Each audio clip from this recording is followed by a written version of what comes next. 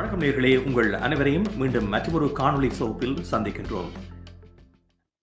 செயற்படாமல் இருந்த அல்லது மிகவும் மந்தகதியில் செயற்பட்ட ரியல் எஸ்டேட்டை மேலும் ஊக்கப்படுத்தும் முயற்சியாக ஒன்டாரியோ அரசும் கனேடிய மத்திய அரசும் சேர்ந்து எடுக்கக்கூடிய நடவடிக்கை தொடர்பான அறிவிப்பு வெளிவந்ததை நீங்கள் அறிந்திருப்பீர்கள். புத்தம் புது வீடுகளை வாங்குகின்ற பொழுது $1,30,000 வரையில் HST ரீபேட்டை பெறக்கூடிய வாய்ப்பு உங்களுக்கு வழங்கப்படுகிறது.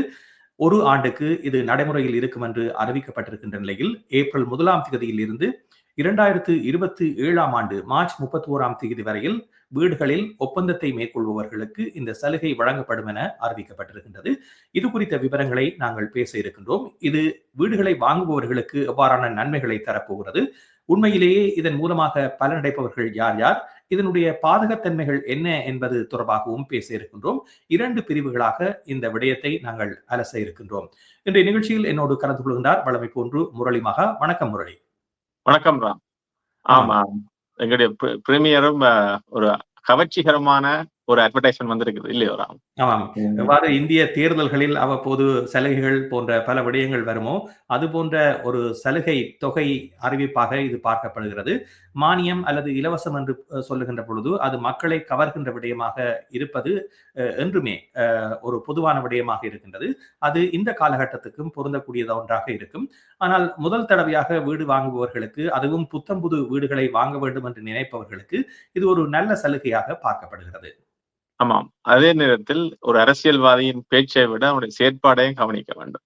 எனவே இந்த முறை 2 விதமா ஆராய போகிறோம். முதலாவது, அந்த அறிவிப்பு மிகவும் கவர்ச்சிகரமாக இருக்கிறது. அதாவது 1 மில்லியனுக்கு உட்பட்ட வீடுகளை வாங்குகின்ற பொழுது 13% ரீபேட் ஆகவும், மற்றது அதற்கு மேற்பட்டு செல்கின்ற பொழுது until 1.5% வரையும் அந்த 13% அந்த 130,000 ரீபேட் ஆகவும் இருக்கு. மற்றது என்ன ராமலே பெனிஃபிட்ஸ் இருக்கிறது? அது மிக முக்கியமாக இது கனேடிய மத்திய அரசும் ஒன்டாரியோ அரசும் சேர்ந்து எடுக்கக்கூடிய ஒரு முடிவாக இருக்கிறது. அந்த வகையில் 8 வீதத்தை ஒன்டாரியோ அரசும் மீதம் உள்ள 5 வீதத்தை மத்திய அரசும் வழங்கக்கூடிய வகையில் தான் இந்த ரிபேட் வடிவமைக்கப்பட்டிருக்கின்றது.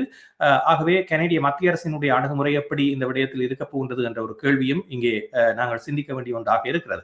அதே நேரத்தில் மற்றொரு விடயமாக பார்க்கின்ற பொழுது 1 மில்லியன் என்று சொல்லப்படுகின்ற பொழுது அதற்கு ஒட்டுமொத்தமாகவே 13 வீதம் இந்த வரிச்சலுகை வழங்கப்பட இருக்கின்றது. ஆகவே 1 மில்லியனுக்கு வீட்டை வாங்குகின்றவருக்கு $1,30,000 ரீபேட் வழங்கப்படுகிறது. ஆரம்பத்தில் இது தனியே முதல் தடவை வீடு வாங்குபவர்களுக்கு மட்டுமான ஒரு சலுகையாக பார்க்கப்பட்டாலும் இது இப்பொழுது அனைவருக்கும் பொதுவான ஒரு சலுகையாக இந்த 1 வருட காலத்திற்கு இருக்க போகின்றது. நீங்கள் இந்த ஏப்ரல் 1ஆம் தேதிக்கு முன்னர் ஒப்பந்தத்தில் கையெழுத்திட்டிருந்தால் அதற்கு இந்த வரி சலுகை பொருந்தாது என்ற ஒரு விடயத்தையும் நீங்கள் கவனத்தில் கொள்ள வேண்டும். இதே நேரத்தில் மார்ச் 31ஆம் தேதி 2027ஆம் ஆண்டு இந்த சலுகை தொகை என்பது நிறுத்தப்படும் என்ற அறிவிப்பும் வெளிவந்திருக்கின்றது. ஆகவே இது பார்க்கின்ற பொழுது ஒரு வீடுகளை வாங்குபவர்களை உடனடியாகவே வாங்க வேண்டும் என்ற ஒரு அழுத்தத்தை கொடுக்கின்ற ஒரு சலுகையாகவும் பார்க்கக்கூடிய ஒன்றாக இருக்கின்றது. அதே நேரத்தில் 1 மில்லியனிலிருந்து 1.5 மில்லியனுக்கு உட்பட்ட வீடுகளை நீங்கள் வாங்குகின்ற பொழுதும் இந்த வரிச்சலுகை என்பது $1,30,000 அதிகூடிய தொகையாக இந்த 13 வீதம் இருக்கக்கூடிய தொகையை வழங்கப்படும் என்றும் தெரிவிக்கப்படுகிறது. அதே போன்று 1.5 மில்லியனிலிருந்து 1.85 மில்லியனுக்குள் வீடுகளை வாங்குபவர்களுக்கு அந்த தொகையின் அடிப்படையில் வரி என்பது குறைக்கப்படும் என்றும் தெரிவிக்கப்படுகிறது. ஆகவே அந்த வழங்கப்படுகின்ற தொகை என்பது கூடுதலான பெறுமதியுடைய வீடுகளுக்கு குறையக்கூடிய சந்தர்ப்பம் இருப்பதாக அறிவிக்கப்பட்டிருக்கின்றது. இதுதான் இதனுடைய முதல் விடயமாக இருப்பதோடு, பலர் கேட்கலாம் இந்த வீடானது எப்படியான வீடாக இருக்க வேண்டும் என்று. புத்தம்புதிய வீடாக இருக்க வேண்டும், அதே நேரத்தில் அவர்கள் அந்த வீட்டில் பிரைமரி ரெசிடென்ஸாக இருக்க வேண்டிய ஒரு ஒப்பந்தமும் இதில் செய்யப்படுகிறது. ஆகவே நீங்கள் அதை முதன்மை வீடாக வைத்திருக்க வேண்டும், அல்லது நீங்கள் வாடகைக்கு கொடுக்கக்கூடிய வீடாக இருக்க வேண்டும். நீங்கள் முதலீட்டுக்காக வாங்கலாம், ஆனால் அதை வாடகைக்கு கொடுத்திருக்க வேண்டும் என்ற ஒரு நிபந்தனையும் இந்த ஒப்பந்தத்தின் கீழ் வருகிறது. முந்தைய பழைய கவர்மெண்டில் நாங்கள் செய்கின்ற பொழுது செய்கிற சேம் ஐடியாலஜி, ஆனால் இதில் வந்து ஒன்டாரியோ கவர்மெண்ட் போர்ஷனை வந்து தருகிறார்கள் உங்களுக்கு எக்ஸ்ட்ராவாக, அப்படித்தான் இருக்கிறது. அப்புறம் நாங்கள் சிடாரண்டு எல்லாருக்கும் இதில் போட்டு சேல்ஸ் செய்ய வேண்டும் இல்லையோ, எல்லாரும் 130,000 சேவ் பண்ணுவார்கள் என்று நினைப்பார்கள். உண்மையில் அதுராம் அது உண்மையில் அந்த 130,000 மக்களுக்கு வந்து சேருமா? என்ன மாதிரி அதனுடைய நிலைப்பாடு இருக்கிறது? நிச்சயமாக இந்த நிலைப்பாட்டை பார்க்கின்ற பொழுது இந்த அறிவிப்பு வெளிவந்த உடனேயே பில்டர்ஸ் கடந்த வாரத்தில் விற்ற விலையிலிருந்து இப்பொழுது இந்த வீட்டினுடைய விலைகளை அதிகரித்து வருவதை பார்க்கக்கூடியதாக இருக்கின்றது. ஏப்ரல் 1ஆம் தேதிக்கு முன்னரே அவர்களுடைய அதிகரிப்பு, ஏனென்றால் இது பில்டர்ஸ் டிமாண்டை அதிகரிக்கக்கூடிய ஒரு விடயமாக மாறப்போகின்றது என்பதனை அவர்கள் ஊகித்து விட்டார்கள். எவ்வாறு கோவிட் காலத்துக்கு பின்னர் வீடுகளுடைய விலைகளை சடுதியாக அதிகரித்தார்களோ அதே போன்ற ஒரு நிலை இந்த அறிவிப்பு வெளிவந்தவுடனேயே அவர்களுடைய இந்த விலை நிர்ணயத்தில் இருப்பதை பார்க்கக்கூடியதாக இருக்கின்றது.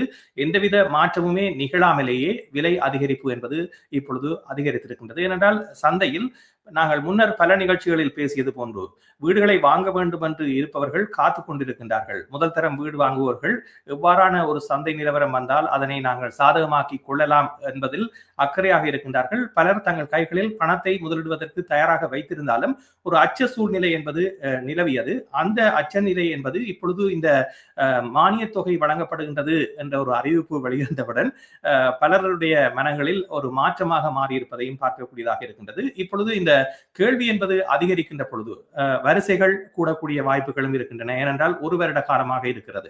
ஆகவே அவ்வாறு பில்டர்ஸினுடைய கதவுகளை பையர்ஸ் போய் தட்டுகின்ற பொழுது அவர்கள் நிச்சயமாக தற்போதைய விலையிலிருந்து இன்னும் அதிகமான விலையை அந்த டிமாண்டுக்கு ஏற்ற போன்று அவர்கள் அதிகரிக்க செய்ய போகின்றார்கள். அதற்கான அறிவிப்புகள் இப்பொழுதே வெளிவந்துவிட்டன.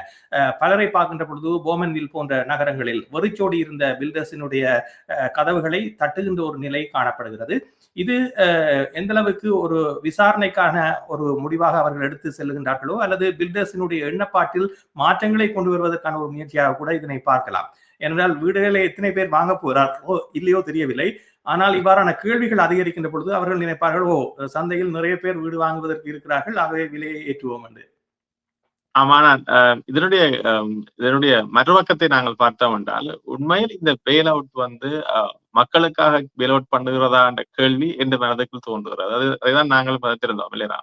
அதாவது $130,000 வந்து உங்களுக்கு ரீபேட் வந்தாலும் ஒருபடியே நடக்கிறது பில்டர்ஸ் விலையை கூட்டுகிறார்கள். ஒன்று. இரண்டாவது, இந்த ப்ரோக்ராம் வந்து உண்மையில் ஒரு கவர்மெண்ட் இந்த ப்ரோக்ராமை மக்களுக்கு பெனிஃபிஷரி அடைய வேண்டுமாக நினைத்தது என்று சொன்னால் அதை வந்து ஒரு டவுன் பேமெண்ட்டுக்கு 130,000 கொடுப்பதாக சொல்லி ஒரு லோன் வசதி செய்து கொடுக்கலாம். அரசாங்க கிராண்டை வந்து க்ளோஸ் பண்ணுகிற காலங்களில் தருகிறோம் என்று சொல்லி அப்படி ஒரு பெனிஃபிஷரி அறிவித்திருந்தால் உண்மையில் டவுன் பேமெண்ட் குறைவா உள்ளவர்கள் நல்ல விலை உள்ளவர்கள் வாங்குவது இது நல்ல விடயமாக இருந்திருக்கும். ஆனால் இந்த ப்ரோக்ராமை வந்து பில்டர் ஊடாகத்தான் செய்ய நினைக்கிறார்கள். சோ இதனுடைய அடிப்படை விஷயம் எப்படி பார்த்தோம் என்றால் இந்த பில்டர்ஸை இப்பொழுது கன்ஸ்ட்ரக்ஷன் சைட்டில் நிறைய பில்டர்ஸை வந்து கொண்டோமினியத்திலும் ஹவுசஸிலும் போட்டு விட்டு ஸ்டக் ஆகி விட்டுகிற பில்டர்ஸை பெயில் அவுட் பண்ணுற ப்ரோக்ராமா கூட தோன்றலாம் என்று பல ஆய்வாளர்கள் கருதுகிறார்கள். அறிவிப்பிலேயே ஒரு விடயம் குறிப்பிட்டிருக்கின்றார்கள். இதன் மூலமாக 8,000 புதிய வீடுகள் உருவாகும் என்றும் அதே போன்று 25,000க்கு மேற்பட்ட வேலை வாய்ப்புகள் இந்த காலப்பகுதியில் உருவாக போகின்றது என்ற ஒரு செய்தியையும் கூறியிருக்கிறார்கள். ஆகவே நிச்சயமாக இப்பொழுது இந்த ரியல் எஸ்டேட் சந்தையில் இருக்கின்ற மந்தகதியை பில்டர்ஸ் ஊடாக அவர்கள் ஓரளவு அவர்களை சாந்தப்படுத்தும் முயற்சியாக மேற்கொள்ளுகின்ற ஒரு விடயமாகத்தான் பார்க்கலாம். ஏனென்றால் ரியல் எஸ்டேட் என்று எடுத்துக்கொண்டால் தனியே கன்ஸ்ட்ரக்ஷன் மட்டுமல்லாமல் ஏனைய விடயங்களும் தங்கி இருக்கின்றன. குறிப்பாக லோயர்ஸ் இருக்கிறார்கள், அதே போன்று ரியல் எஸ்டேட் ஏஜென்ட்ஸ் இருக்கின்றார்கள், இதே போன்று பயர்ஸும் இருக்கிறார்கள். ஆனால் அந்த விடயங்கள் பெரிதாக கவனத்தில் கொள்ளப்படவில்லை. குறிப்பாக இதில் கூடுதலாக நன்மை அடைய போவர்கள் என்று பார்க்கின்ற பொழுது முதல் தரம் வீடு வாங்குபவர்களுக்கு இது ஒரு சலுகையாக இருக்க போகிறது. அதே நேரத்தில் புத்தம் புதிய வீடுகளை வாங்குபவர்களுக்கு மட்டும்தான் இந்த ஊக்கத்தொகை என்பது அளிக்கப்படுகிறது. ஆகவே இது தனியே ஒரு புத்தம்புது வீட்டை கொள்வனவு செய்ய வேண்டும் என்ற ஒரு விடயத்தை அவர்கள் திணிப்பதாக பார்க்கலாம். ஆமா, நிச்சயமா. அதாவது இப்ப கொண்டோ மார்க்கெட்டில் போட்டுவிட்டு ஸ்ட்ரகிள் பண்ணுகின்ற பில்டர்ஸை பெயில் அவுட் பண்ணுவதற்கு மக்கள் மீது ஒரு தேன் பூசப்பட்ட ஒரு பாணி தருவதாகத்தான் நான் என்னுடைய கணிப்பு தோன்றுவது. என்றால் ரியலிஸ்டிக்கலி இப்போ கூட ரீசேல் வேல்யூடைய ப்ராப்பர்ட்டிஸ் வந்து சீப்பராக இருக்கிறது பில்டர்ஸுடைய ப்ராப்பர்ட்டிஸை ஒப்பிடும் பொழுது. ஸ்கொயர் ஃபீட்டோ அது என்னத்தை நீங்க கண்ட்ரோல் பண்ணாலும் அது வந்து உண்மையில் சீப்பாக இருக்கிறது. எனவே பில்டர்ஸுக்கே ஒரு அவர்கள் அந்த அந்த அந்த ப்ரோக்ராம் ஸ்டக் ஆகிவிட்டார்கள். எனவே அவர்கள் தூக்கிவிடுவதற்கான ஒரு ப்ரோக்ராமை டக்போர்ட் அவர்கள் மக்கள் மத்தியிலே ஒரு பாப்புலரான ப்ரோக்ராமை கொண்டு வருவது போல் இது ஃபெடரல் கவர்மெண்ட்டும் இதுல இன்வால்வ் ஆகி இருக்கலாம். எனவே பில்லர்ஸை கைதூக்குவதற்கான புரோகிராமாகத்தான் இது ஒரு வகையில் பார்க்கப்படுகிறது. ஏனென்றால் அந்த விலைகள் பேங்க் சொல்லுகிறது என்றால் உண்மையில் வீட்டின் விலைகள் குறைக்கப்பட வேண்டும் என்று, குறைந்தால்தான் அந்த எக்கானமி ரன் பண்ணும் என்றும். அண்மையில் ஒரு அல்சிரோ நிகழ்ச்சி பார்த்துக் கொண்டிருக்கும் பொழுது அவர்கள் உலகத்தினுடைய டெட் உள்ள நாடுகளை கணித்துக் கொண்டு வருகிறார்கள். கொண்டிருக்கின்ற பொழுது கனடா கிட்டத்தட்ட 100%, அதாவது ஹவுஸ் ஹோல்ட் டெட் எல்லாருக்குமே கடன் உள்ள நாடாக கனடா மாறிவிட்டது என்று சொல்லுகிறார்கள். அதே சைனா ஒப்பிடும்போது சைனா 36%, இந்தியா 19% இருக்கிறது. சிங்கப்பூர் 46% வந்தோடனே அவர்கள் யோசிக்கிறார்கள். 70% ஆட்களுக்கு மேல் டெட் இருக்குமாக இருந்தால் அந்த நாடு ஒரு ரிசெஷனுக்கு போறதுக்கான வாய்ப்பு இருக்குன்னா அவருடைய கால்குலேஷன் இன்னொரு வித்தியாசமாக கால்குலேட் பண்ணுறாரு. எனவே ஒரு முக்கிய காரணமாக கனடாவில் எடுத்துக்கொள்ளலாம். இவ்வாறான மோட்கேஜை வைத்திருப்பவர்கள் மீண்டும் மீண்டும் அந்த மோட்கேஜை புதுப்பித்துக் கொள்கின்ற ஒரு தன்மை காணப்படுகிறது. ஏனென்றால் அவர்களுடைய நிதி தேவையை சமாளிக்கக்கூடிய ஒரு ரீஃபைனான்ஸ் முறை என்பது இங்கே மிகவும் பொதுவாக அனைவருக்குமே பொதுவான ஒரு விடயமாக இருக்கின்றது. விரல் எண்ணக்கூடியவர்கள் மட்டுமே அந்த ரீஃபைனான்ஸை செய்யாமல் தங்களுடைய மோட்கேஜை முழுமையாக முடித்துவிட்டு நிம்மதியாக வாழ வேண்டும் என்று நினைக்கின்றார்கள். மற்றவர்கள் ஆடம்பரத்திற்காகவும் அதே நேரத்தில் தங்களுடைய கடன் சுமையை நீக்குவதற்காகவும் வாகனங்களை கொள்வனவு செய்வதற்காகவும் இந்த வீட்டில் இருக்கின்ற ஈக்விட்டியை பயன்படுத்துகின்ற ஒரு தன்மையும் காணப்படுகிறது. பொதுவாக அனைவருமே இந்த மோட்கேஜில் சிக்கி இருப்பதை கனடாவில் பார்க்கக்கூடிய ஒன்றாக இருக்கிறது. எனவே நீங்கள் இந்த ப்ரோக்ராமை பார்த்தவுடன் எக்ஸைட்டட் ஆகி அங்கே போய் உடனடியாக வாங்குவது என்பது நீங்கள் யோசிக்க வேண்டியபடி. நாங்கள் அதை டிஸ்கரேஜ் பண்ணவில்லை. இருந்தாலும் நீங்கள் அந்த பில்லர்ஸுடைய பிரைசிங் எவ்வளவு வேல்யூ வருகிறது என்று கால்குலேட் பண்ணி போட்டு போவதுதான் சால சிறந்தது என்று நாங்கள் நினைக்கிறோம். நிச்சயமாக ரியல் எஸ்டேட்டில் இடம் என்பது மிக முக்கியமானது. ஒவ்வொரு இடத்திற்கும் ஒரு பொதுவான விலை என்பது இருக்க போகிறது. பில்டர்ஸை நீங்கள் அணுகுகின்ற பொழுது அந்த சந்தை நிலவரத்தில் அவர்கள் கூறுகின்ற விலை எவ்வாறு இருக்கிறது, அதே போன்று ரீசேலில் எத்தனை ப்ராப்பர்ட்டிஸ் சந்தையில் விற்பதற்காக வந்திருக்கின்றன, அவர்களுடைய விற்பனை விலை எவ்வாறானதாக இருக்கிறது, எவ்வளவு விலைக்கு லிஸ்டட் பிரைஸை நீங்கள் பார்க்காமல் அண்மையில் வித்த வீடுகள் எவ்வளவுக்கு விலை போயிருக்கின்றன போன்ற விடயங்களை நீங்கள் ஒப்பிட்டு பார்க்க வேண்டும். சரியான தெரிவையும் நீங்கள் மேற்கொள்ள வேண்டும். அதாவது 4 பெட்ரூம் என்றால் 4 பெட்ரூம் என்று நீங்கள் கணக்கிட வேண்டும், ஸ்கொயர் ஃபீட்டையும் பார்க்க வேண்டும். அவ்வாறு மிகச்சரியான தெரிவுகளை நீங்கள் ஒப்பிட்டு பார்க்கின்ற பொழுது உங்களுக்கு இந்த சந்தை நிலவரையில் இந்த $1,30,000 நீங்கள் HST ரிபேட்டாக எடுப்பது உங்களுக்கு பொருத்தமானதாக இருக்கிறதா, அல்லது ஒரு ரீசேல் வீடு, அது ரீசேல் என்றால் நீங்கள் ஒரு 5 வருடத்துக்கு உட்பட்ட வீடாக கூட இருக்கலாம். ஏன் ஒரு க்ளோஸ் பண்ணி பற்றிய ஒரு புது வீட்டை கூட நீங்கள் பழைய வீடு என்ற வாங்க போகிறீர்கள். ஆகவே அவ்வாறான ஒரு ரீசேல் வீட்டை நீங்கள் வாங்குகின்ற பொழுது அதில் எவ்வளவு நீங்கள் சேமிக்க போகின்றீர்கள் போன்ற பல விடயங்களையும் நீங்கள் ஒப்பிட்டு பார்த்து ஒரு திறமை வாய்ந்த இவற்றையெல்லாம் ஆராயக்கூடிய ஒரு ரியல் எஸ்டேட் நிபுணரை நீங்கள் அணுகி அவருடைய ஆலோசனையை பெற்று நீங்கள் மேற்கொள்வது நல்லம். அதே போன்று இந்த HST என்பது அக்கவுண்டிங் சம்பந்தப்பட்ட விடயமாகவும் இருக்கின்றது. எவ்வாறு ரிபேட் கிடைக்கும் போன்ற விடயங்களை நீங்கள் ஒரு தகுதி வாய்ந்த அக்கவுண்டனோடும் டாக்ஸ் பிரிப்பரரோடும் நீங்கள் சேர்ந்து பேசி அதன் பின்னர் ஒரு முடிவை எடுப்பது என்பது மிக பொருத்தமாக இருக்கும். அதே நேரத்தில் நீங்கள் இந்த கால எல்லையையும் கவனத்தில் கொள்ள வேண்டும். ஏனென்றால் பில்டர்ஸ் அந்த வீட்டை குறிப்பிட்ட திகதிக்குள் கட்டி முடிக்க வேண்டிய ஒரு நிபந்தனையும் இதில் உள்ளடக்கப்பட்டிருக்கிறது. ஆகவே அந்த திகதிக்குள் வீடு கட்டி முடிக்கப்பட வேண்டும். அப்படியானால் தான் நீங்கள் இந்த HST ரிபேட்டுக்கு பொருத்தமானவராக தெரிவு செய்யப்படுவீர்கள்.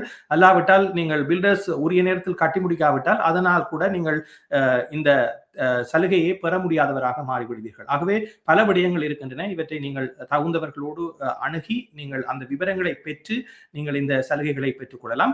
இதில் நிச்சயமாக உங்களுக்கு பலன் இருக்கின்றது என்று நீங்கள் தெரிந்து கொண்டால் அதில் முதலிடுவதில் எந்தவித தப்பும் இல்லை. இந்த சலுகை அவ்வாறுதான் வழங்கப்படுகிறது. ஆகவே இது சில வேளைகளில் உங்களுக்கு பொருத்தமான ஒரு தெரிவாக கூட இருக்கலாம். ஆனால் இது ஒட்டுமொத்தமாக ரியல் எஸ்டேட் சந்தையில் பில்டர்களை திருப்திப்படுத்தக்கூடிய ஒரு விடயமாகத்தான் ஒன்டாரியோ அரசினால் அறிவிக்கப்பட்ட அறிவிப்பாக பார்க்கக்கூடிய ஒன்றாக இருக்கிறது.